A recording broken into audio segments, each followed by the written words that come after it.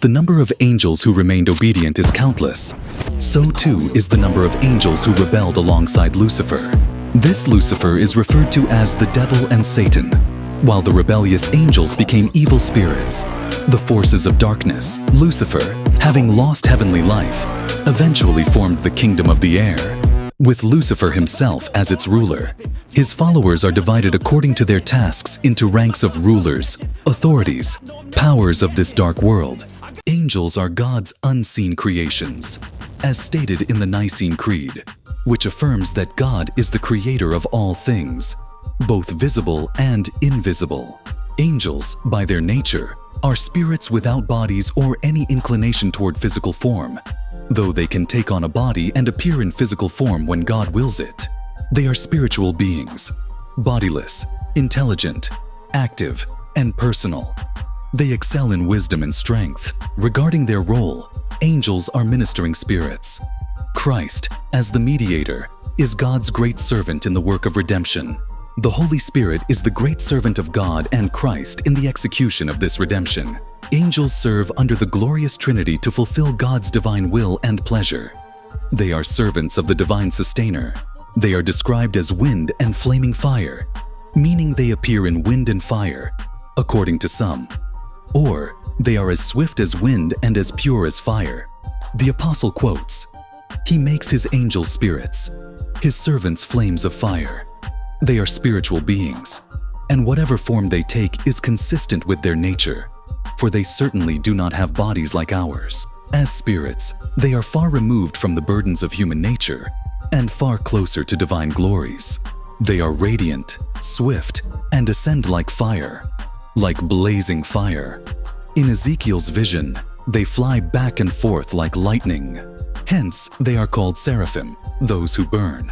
Among the highest angels, one holds a special position in heaven, close to the cherub who guards on the holy mountain of God. This indicates a very high status, protected by the cherubim surrounding him. In the Bible, he is often compared to the king of Tyre or the king of Babylon, symbolizing his great power. This being is known as the morning star and son of dawn, implying that he is a creature of light, one who brings illumination. In Latin, he is called Lucifer, meaning light bearer. Some believe he was one of the seraphim, the burning angels, while others consider him the leader of the cherubim.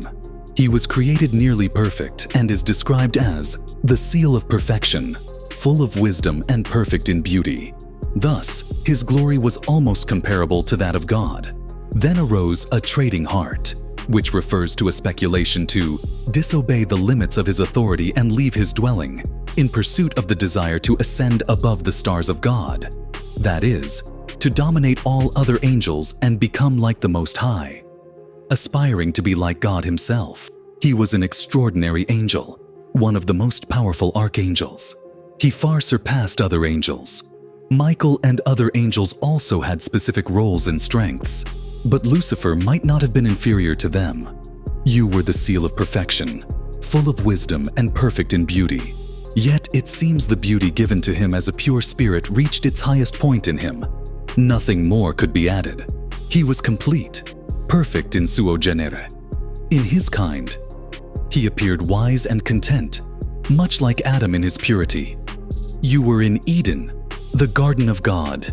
It was as if you lived in paradise your whole life, fully enjoying everything good to eat or pleasing to the eye, and having irresistible authority over all things around you, just as Adam did. One example of Lucifer's splendor is that he is said to have surpassed all other angels in terms of adornment. He possessed the most jewels and was the one who engaged in the most trading, as it is said. He was filled with every precious stone.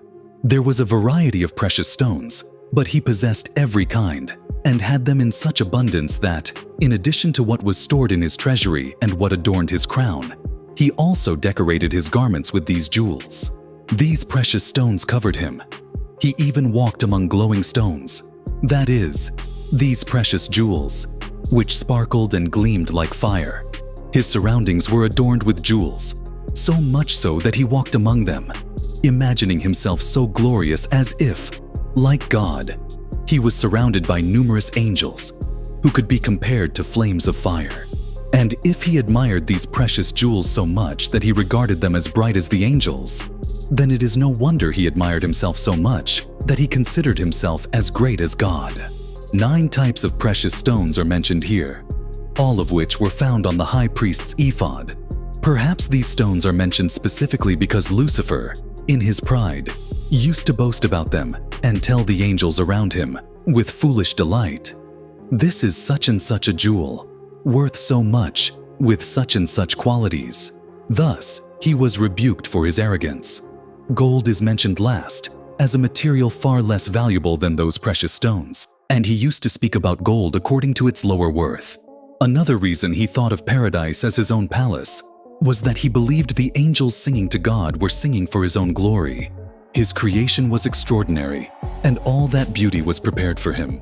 It was prepared in you. This is a feminine pronoun. In you, O Tyre, Lucifer. That beauty was prepared on the day of his creation.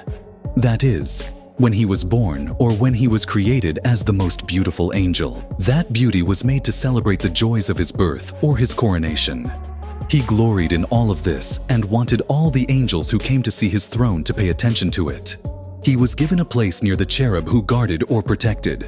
He even viewed himself as a guardian angel to his followers. So bright, so strong, so faithful, appointed to this role and qualified for it. He believed himself capable of guarding the Garden of Eden, of ruling over it, and of being responsible for what was entrusted to him. However, with the creation of Adam, to whom dominion over the Garden of Eden, paradise, was given, he felt overlooked, and thus rebellion arose in his heart. The number of angels who rebelled with Lucifer is said to be 1/3 of the total number of angels originally created by God. If the number of angels who remained obedient is countless, so too is the number of angels who rebelled alongside Lucifer. This Lucifer is referred to as the devil and Satan, while the rebellious angels became evil spirits, the forces of darkness. Lucifer, having lost heavenly life, eventually formed the kingdom of the air, with Lucifer himself as its ruler.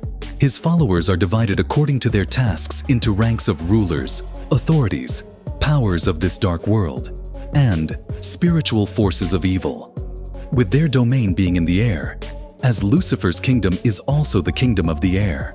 Since Lucifer was cast down into the realm of the dead, he became the devil, who holds the power of death. His primary work is as a murderer of men and the father of lies. Such is the nature of the devil and his followers.